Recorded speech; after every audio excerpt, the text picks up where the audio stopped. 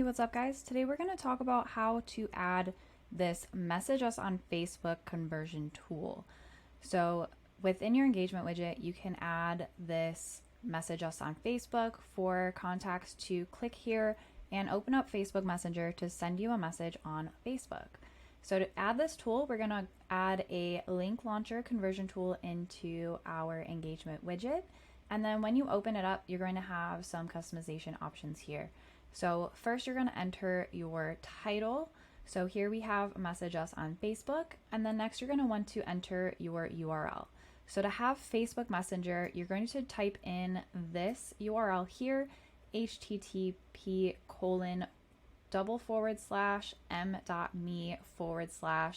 and then here you're going to enter the name of your Facebook page. So for ChatHQ, we have ChatHQ.io. So whatever your Facebook page name is, you're going to enter that there. And then here you can select to open this in a new page. So when they click on this link here, it's going to open Facebook Messenger into another page. So that's how you add Facebook Messenger. And then you also have these two additional customization options. So tool visibility, you can add to show always, during working hours only, or after hours only. And then you can add your icon here.